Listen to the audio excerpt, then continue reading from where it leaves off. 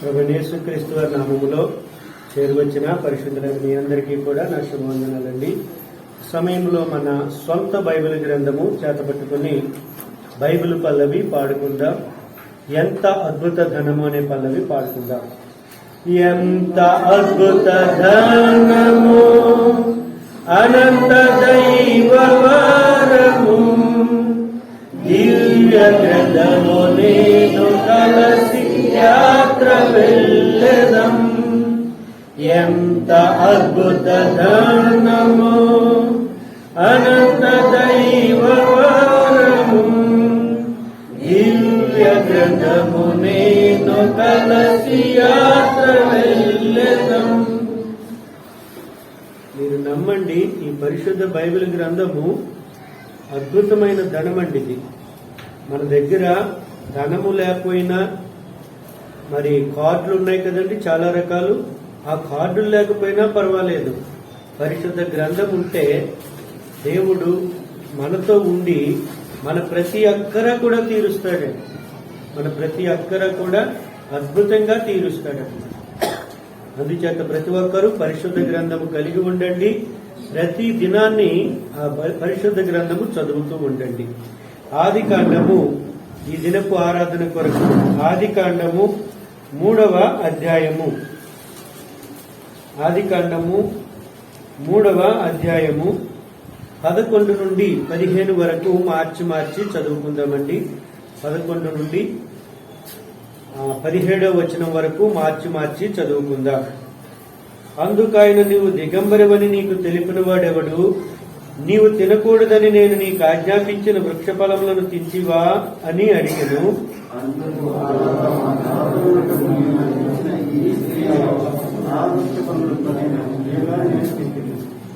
అప్పుడు దేవుడైన యెహోవా స్త్రీతో, నీవు చేసినది ఏమిటని అడుగగా, స్త్రీ, సర్పము నన్ను మోసపుచ్చినందున తింటినెను.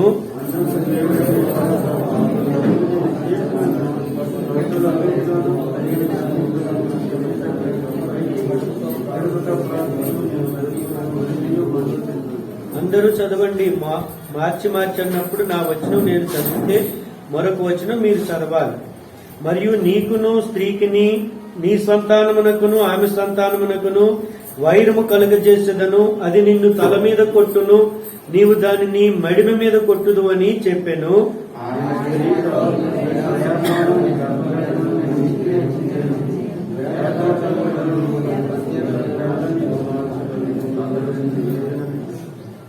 ఆయన ఆదాముతో, నీవు నీ భార్య మాట విని తినవద్దని నేను నీకు ఆజ్ఞాపించిన వృక్ష ఫలములు తింటివి గనుక నీ నిమిత్తము నేల శపింపబడి ఉన్నదని, ప్రయాసముతోనే నీవు బ్రతుకు దినములన్నీ దాని పంట తిందువు.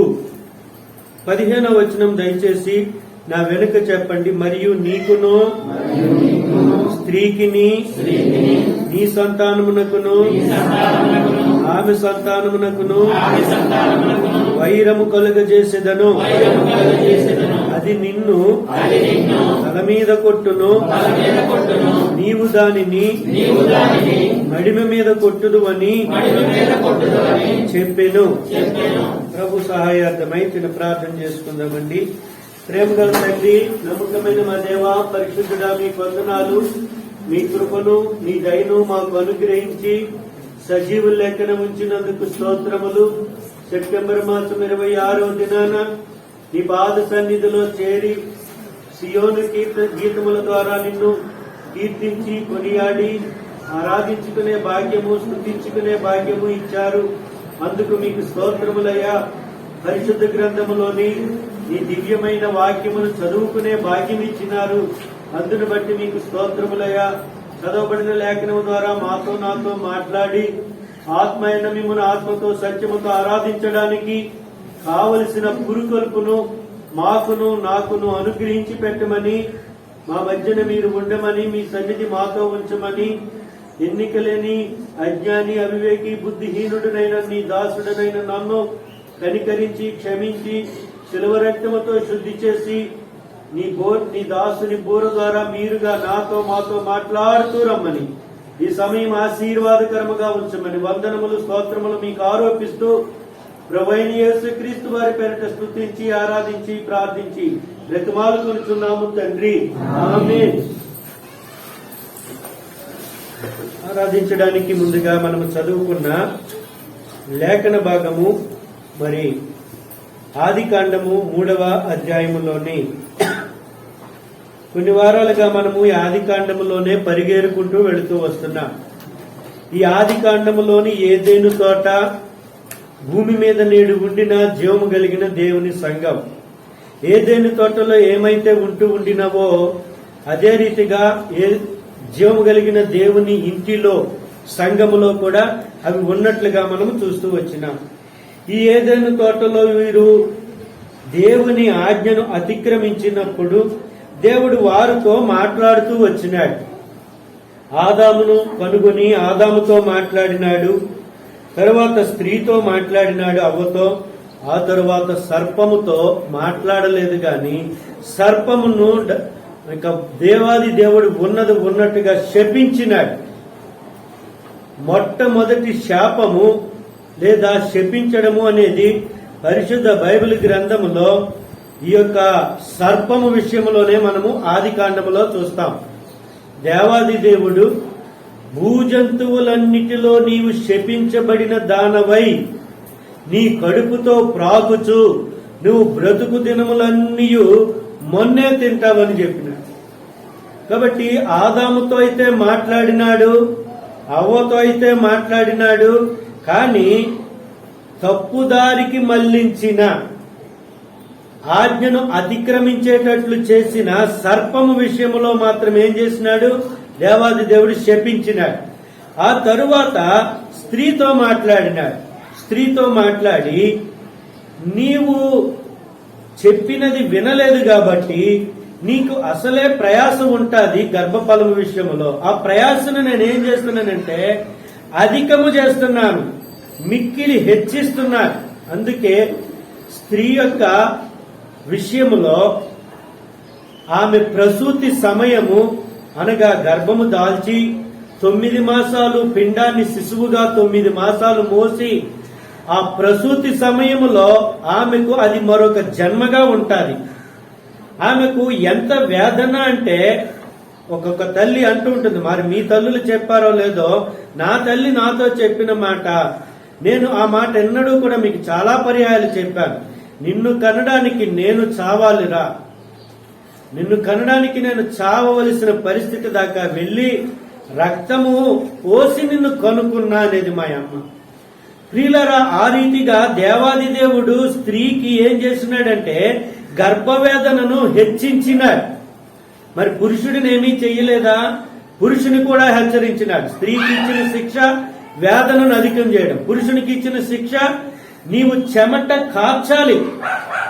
నీవు భూమి మీద బ్రతుకు దినములన్నిటా కూడా నువ్వేం చేయాలి? చెమటను కార్చి నీ చెమటతో భూమిని తడిపి ఆ భూమి ద్వారా నీవు ఫలాలు పొందుకోవాలి. నీ వల్ల భూమి కూడా శపించబడింది. ఏం శపించబడిందంట? భూమి కూడా శపించబడింది. నా ప్రియులారా, ఒక్క అవిధేయత వలన ఇన్ని పరిణామాలు వచ్చాక దేవుడు సర్పాన్ని శపించి స్త్రీకి వేదనను హెచ్చించి పురుషుడికేమో శిక్ష వేసి అతడిని కూడా నీవు చెమటను చిందించి భూమిని పండించి దానితోనే నీవు బ్రతకాలా, నీ దినములు కూడా కొద్దివవుతాయి అని ఆయనను కూడా హెచ్చరించి శిక్షకు గురి చేసి ఏదేను తోట నుండి పంపివేసినాడు. ఆ పంపివేయడానికి ముందు దేవాది దేవుడు ఆదాము అవ్వలతో ఒక నిబంధన చేసినాడు. ఆ నిబంధనే 15వ వచనంలో ఉంది. 15వ వచనం, మరియు నీకును స్త్రీకిని నీ సంతానమునకును ఆమె సంతానమునకును వైరము కలుగజేసేదను. అది నిన్ను తల మీద కొట్టును, నీవు దానిని మడిమ మీద కొట్టుదువు. నీకును స్త్రీకిని, నీకును అంటే ఇక్కడ ఆదాము కాదండి, నీకును అంటే సర్పమునకును, స్త్రీకిని అంటే ఆదాముకును అనగా స్త్రీ. సర్ప సంతానానికి స్త్రీ సంతానానికి వైరము కలుగజేస్తా. స్త్రీ సంతానము నిన్ను తల మీద కొడుతుంది, నీవు మడిమ మీద కొడతావు.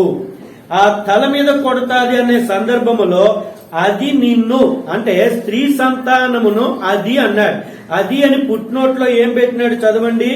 పుట్నోట్లో ఒకటని పెట్టి ఆయన నిన్ను తల మీద కొట్టును. స్త్రీ సంతానముగా వస్తాడు.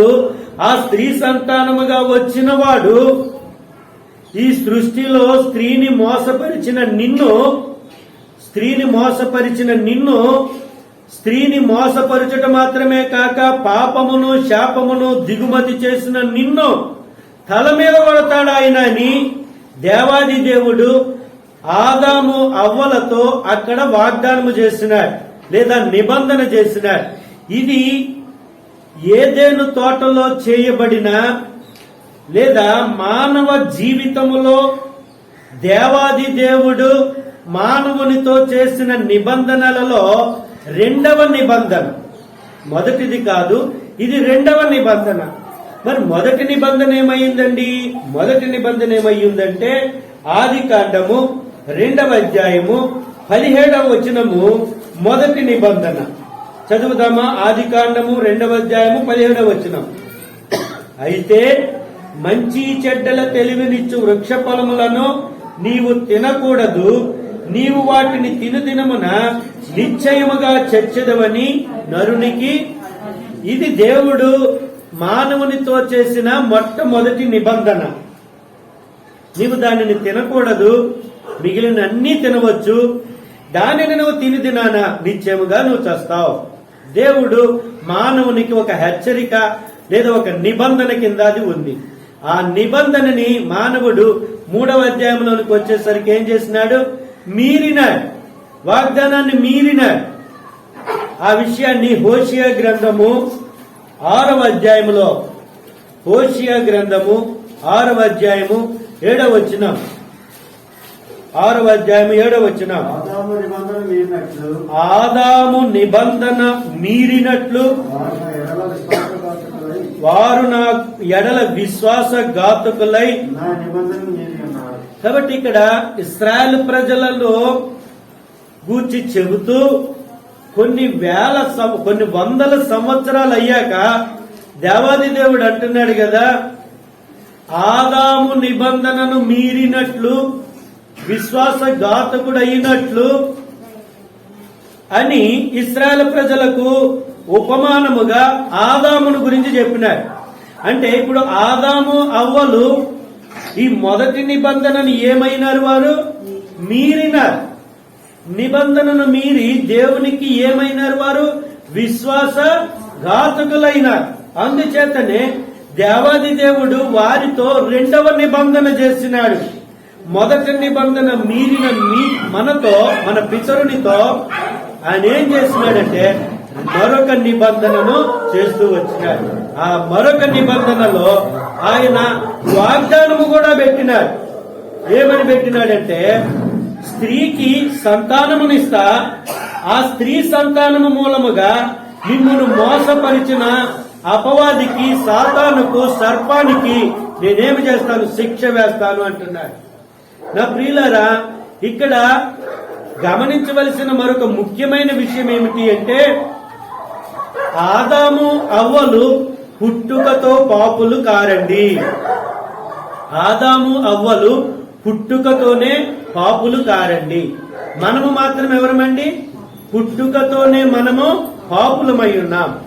ఆదాము అవ్వలు దేవుని పోలిక, దేవుని స్వభావము, దేవుని ఊపిరితో భూమి మీద మొట్టమొదటిగా జీవించిన వారి కొరకు రాయబడిన ఒక మాట ప్రసంగి గ్రంథము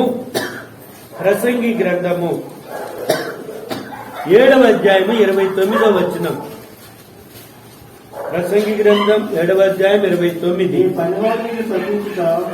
7వ అధ్యాయము 29. ఇది ఒకటి మాత్రము నేను కనుగొట్టిని, ఏమనగా దేవుడు నరులను యథార్థవంతులుగా పుట్టించెను కానీ. కాబట్టి వివిధమైన తంత్రాలలో పడిపోయినారు వారు. ఆమె అతడు చెప్పేసరికి ఆమె నమ్మింది. దేవతల వల్లే ఉంటారు, మీ కన్నులు తెరవబడతాయి, మీరు ఆయన కంటే గొప్పవారు అవుతారు అలాగా అనుకొని ఆ తంత్రములో చిక్కుపడిపోయారు. కానీ వారు ఎలాంటి వారంట? యథార్థవంతులు. అందుకే దేవాది దేవుడు మీరు మోసపరచబడినారు కాబట్టి అని వారితో 2వ నిబంధన చేసినాడు. స్త్రీ సంతానము కొరకు ఆయన వాగ్దానము చేసినాడు. స్త్రీకి సంతానమును అనుగ్రహిస్తానన్నాడు. మనం ఎవరి సంతానమండి? మనము స్త్రీ సంతానము కాదండి, మనము స్త్రీ పురుషుల యొక్క సంతానమై ఉన్నాం. మనము స్త్రీ పురుషుల యొక్క సంతానమై ఉన్నాం. స్త్రీ సంతానము ఒకే ఒక్కడై ఉన్నాడు. అది గలతీ పత్రికలో రాయబడింది. చదువుదామా మాట. గలతీ పత్రిక 4వ అధ్యాయము 4వ వచనం. గలతీలకు రాసిన పత్రిక 4వ అధ్యాయము 4వ వచనం. అయితే కాలము పరిపూర్ణమైనప్పుడు దేవుడు తన కుమారుని పంపెను. ఆయన స్త్రీయందు పుట్టి మనము దత్తపుత్రులము కావాలనని ధర్మశాస్త్రమునకు లోబడి ఉన్న వారిని విమోచించుటకై. కాబట్టి అక్కడ మనము చదువుతున్న మాటలో స్త్రీయందు పుట్టి, ఆయన స్త్రీయందు పుట్టి. మనందరికీ డిసెంబర్ మాసములో అధికంగా వినబడే మాట మీ అందరికీ తెలుసు. అది మత్తయి సువార్తలోని 1వ అధ్యాయంలో 21. ఆమె ఒక కుమారుని కనును, తన ప్రజలను వారి పాపముల నుండి ఆయనే రక్షించును కనుక ఆయనకి యేసు అని పేరు పెట్టుదు అనెను. 22వ వచనంలో ఇదిగో కన్యక గర్భవతి అయి కుమారుని కనును, ఆయనకు ఇమ్మానుయేలును పేరు పెట్టుదురు. ఇవన్నీ లేఖనాలు. ఈ లేఖనాలన్నిటికీ మూలము దేవాది దేవుడు ఆదాము అవ్వలతో చేసిన నిబంధన. స్త్రీ సంతానమును అనుగ్రహిస్తాను, ఆ స్త్రీకి పుట్టినవాడు మోసపరిచిన నిన్ను తల చితకగొడతాడు, నీవైతే వాని మడిమును కరుస్తావు, కానీ ఆ స్త్రీ సంతానముగా వచ్చిన ఆయన నీ తలను చితకగొడతాడు అన్నాడు. అది ఏదేనులో చేయబడిన నిబంధన. మరి జీవము కలిగిన దేవుని సంఘములో నిబంధన ఏమిటి? కొరింథీయులకు రాసిన 1వ పత్రిక 11వ అధ్యాయము 25వ వచనం. 25వ వచనం. ఆ ప్రకారమే భోజనమైన పిమ్మట ఆయన పాత్రను ఎత్తుకొని ఈ పాత్ర నా రక్తము వలనైనా క్రొత్త నిబంధన మీరు దీనిలోనిది త్రాగునప్పుడెల్లా నన్ను జ్ఞాపకం చేసుకొనుటకై ఆ బల్లను సమీపించే ప్రతిసారి మనం ఈ వాక్యం చదువుకుంటూ ఉంటాం.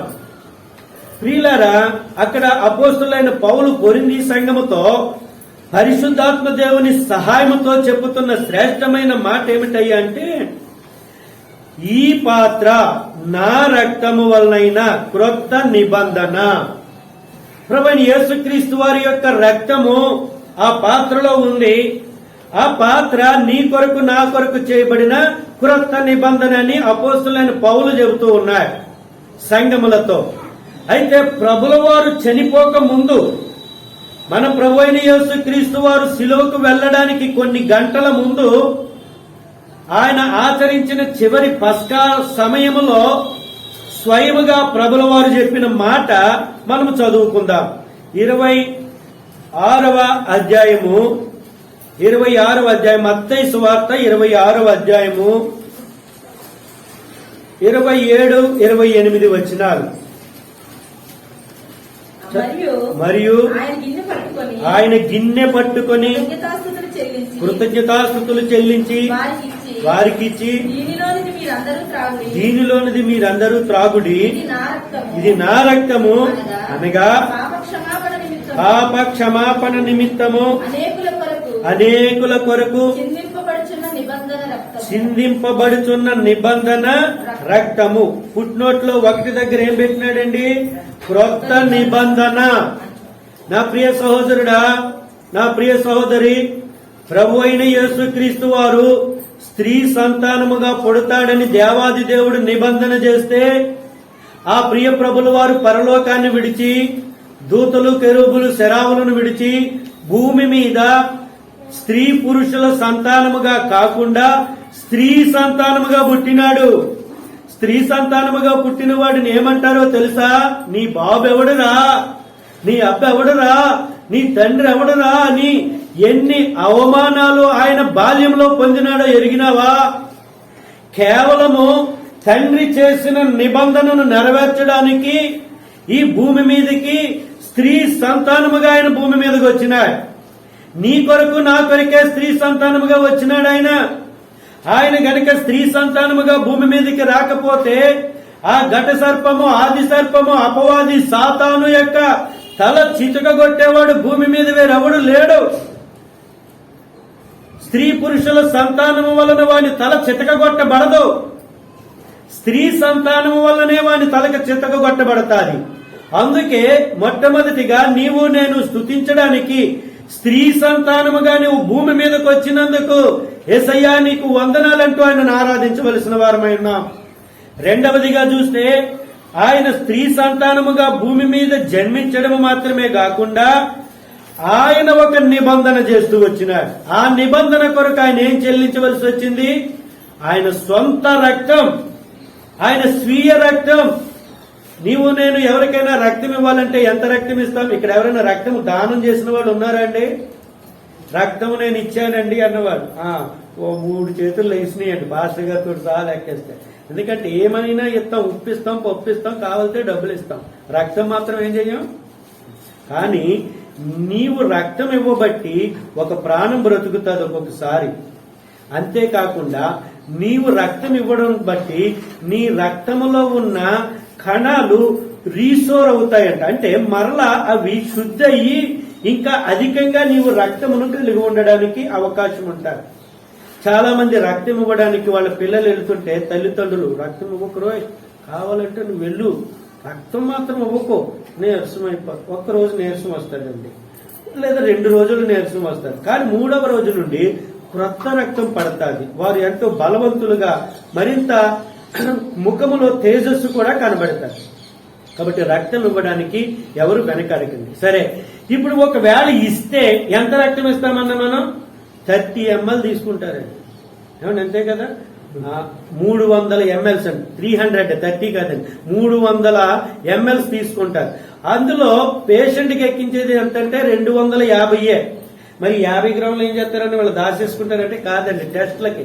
ఎందుకంటే నేను రక్తం ఇచ్చాను అనుకో, నాకు టైఫాయిడ్ ఉందా, మలేరియా ఉందా, ఫైలేరియా ఉందా, లేకపోతే కరోనా ఉందా, ఈ అన్ని టెస్టులు చేయాలి కదండి, డెంగ్యూ ఉందో. అందుకు ఈ 50 మిల్లీలు వాడతారు, 250 మిల్లీలు వారికి ఇస్తారు. కానీ మన ప్రభు అయిన యేసుక్రీస్తు వారు, స్త్రీ సంతానముగా పుట్టిన యేసుక్రీస్తు ప్రభుల వారు నీ కొరకు నా కొరకు ఒక నిబంధన చెయ్యాలి. ఆ నిబంధన కొరకు ఆయన తన రక్తములో 250 మిల్లీలీటర్లో 500 మిల్లీలీటర్లో కాదు గాని చివరి రక్తపు బొట్టు వరకు నీ కొరకు నా కొరకు ఇచ్చినాడు. ఆయన రక్తం ఎలాంటి రక్తము? హెబ్రీ పత్రికలో రాయబడుతుంది, అమూల్యమైన, నిర్దోషమైన, నిష్కళంకమైన, పరిశుద్ధమైన రక్తమని ఆయన రక్తము కొరకు వ్రాయబడిన సందర్భము హెబ్రీ పత్రికలో 26వ వచనం, 7వ అధ్యాయం 26వ వచనములో, పవిత్రుడు, నిర్దోషి, నిష్కల్మషుడు, పాపులలో చేరక ప్రత్యేకముగా ఉన్నవారు. అంటే ఆయన రక్తము పవిత్రమైన రక్తం, నిర్దోషమైన రక్తం, నిష్కల్మషమైన రక్తం, పాపము అనేది ఏమాత్రము చేరని రక్తం. అలాంటి రక్తాన్ని నీ కొరకు నా కొరకు దారలుగా చివరి బొట్టు వరకు. చివరి బొట్టు ఎక్కడున్నదండి?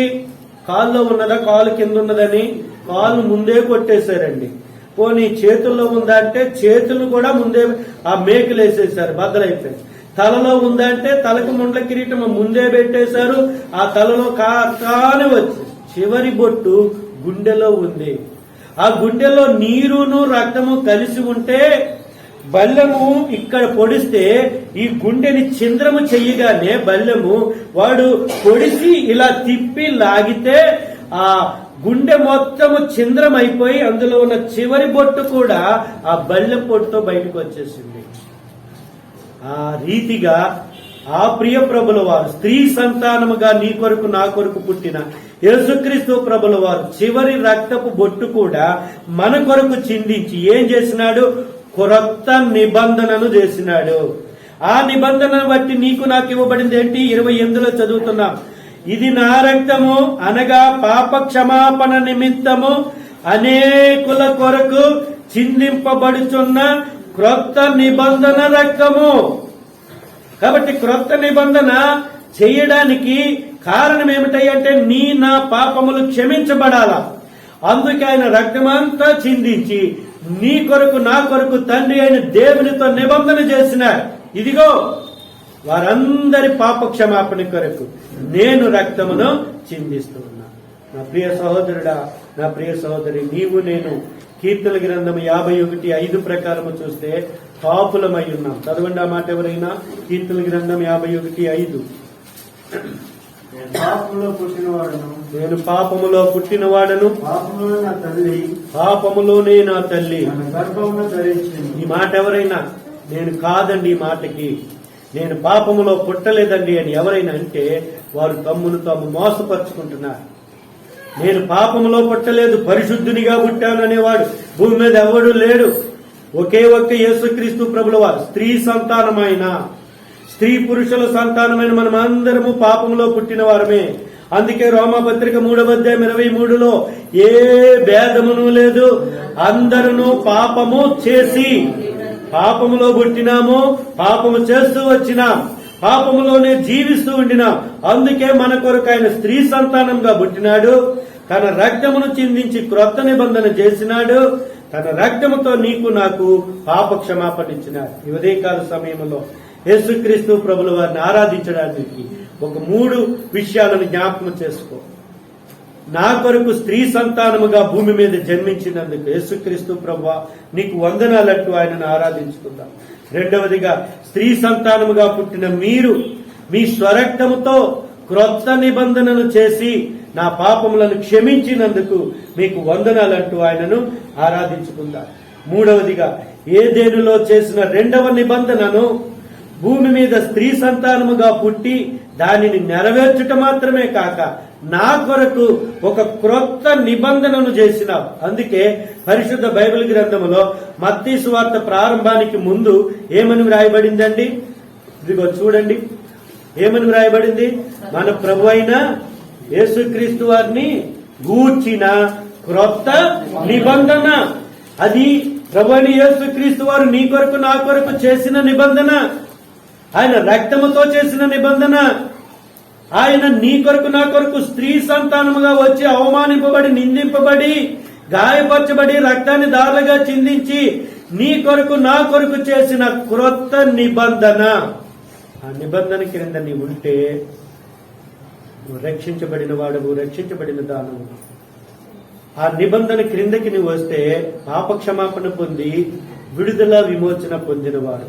అట్టి విడుదల పొంది విమోచన పొంది పాప క్షమాపణ పొందినవాడు ఈ ఉదయకాలము అయ్యా నా కొరకు స్త్రీ సంతానముగా వచ్చి ఆ తండ్రి చేసిన 2వ నిబంధనను నెరవేర్చినందుకు నీకు వందనాలయ్యా.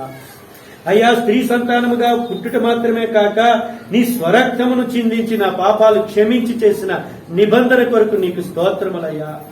అయ్యా, నిబంధనను నెరవేర్చి రక్తమును చిందించి క్రొత్త నిబంధనను చేసి ఆ నిబంధన కింద నన్ను రక్షించినందుకు యేసుక్రీస్తు ప్రభువా సాగిలిపడి నిన్నే ఆరాధించుకుంటున్నానని ఆయనను స్తుతించుకుంటాం.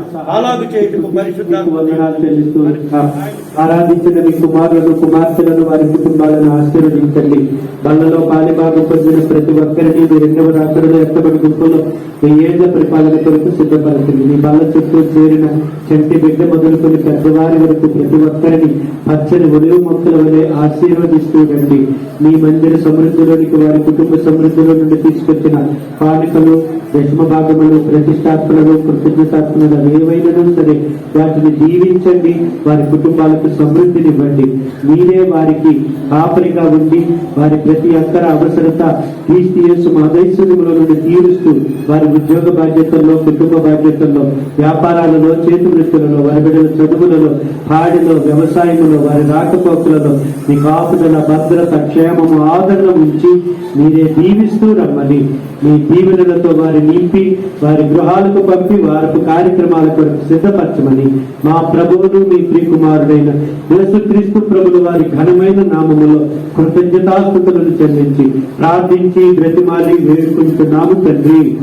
తండ్రి అయిన దేవాది దేవుని యొక్క శాశ్వతమైన ప్రేమ, ప్రభువైన యేసుక్రీస్తు వారి యొక్క నిత్యమైన కృప, పరిశుద్ధాత్మ దేవుని యొక్క అన్యోన్య సహవాసము ఆశీర్వాదములు ఇప్పుడు ఎల్లప్పుడూ సదాకాలం సకల పరిశుద్ధులతో సార్వత్రిక సంఘముతో హెబ్రోను వాసులందరికీ ఈ ఉదయకాలపు కొద్ది మొదటి సెషన్లో పాలిభాగం పొందిన చంటి బిడ్డ మొదలుకొని పెద్దవారి వరకు ప్రతి ఒక్కరికి తోడయుండి దీవించును గాక. ఆమేన్. అందరికీ వందనాలమ్మా. Praise God.